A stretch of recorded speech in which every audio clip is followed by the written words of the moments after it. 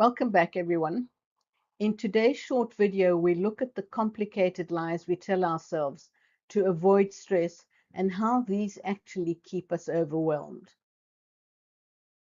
We often tell ourselves quiet, comforting little lies to keep the peace. We tell ourselves, my job is fine, I just need to get through this restructure. Or my relationship is okay. We just have lots of pressure at the moment. The kids, the grandkids, we're adding a room to the house. There's a lot going on right now. Or even, I don't mind handling everything myself. In fact, that way it gets done far better and the way I like it done. We use these internal stories, though, as shields.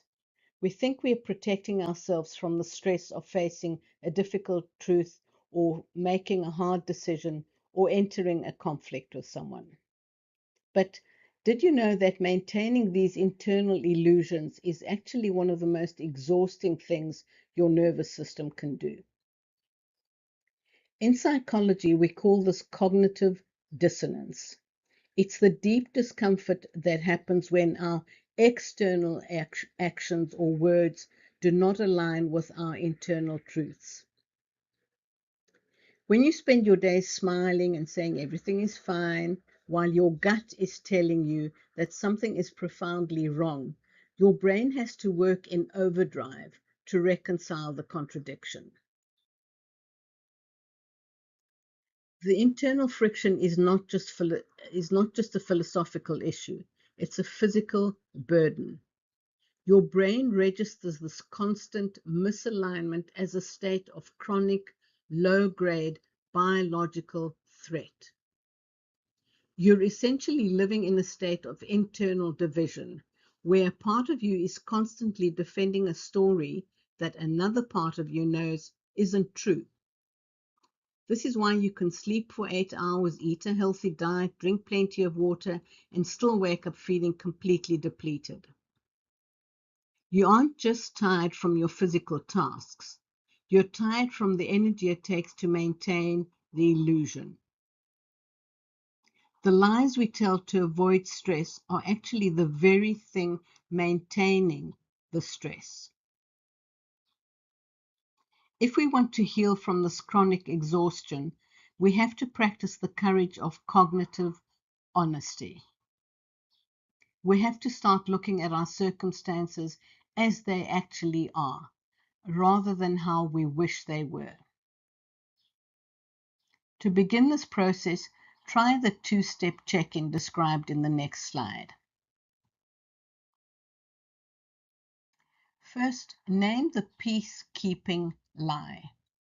Write down one area of your life where you've been saying, it's fine, it's okay, when it clearly is not.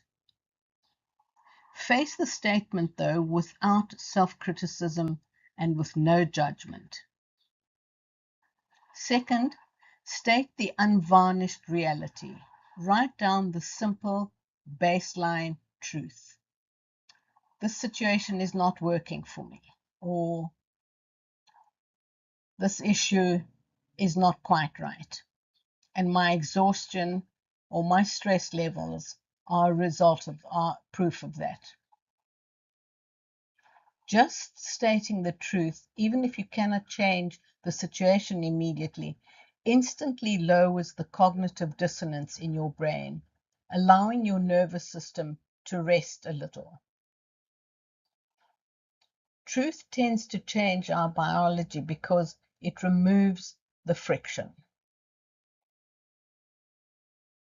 So, if you're ready to stop running on the adrenaline of keeping up appearances, and if you want a structured way to evaluate your daily stress sources with absolute clarity, as usual, get the Emotional Stability Personal Check-in and then enroll in the Stress Interpreter Reset that you've heard so much about. The reset provides the practical exercises and measurement tools to help you identify and dismantle the hidden conflicts draining your energy. You can find the links in the next slide as always. So please stop waiting for things to magically fix themselves. Start resetting your interpretation today.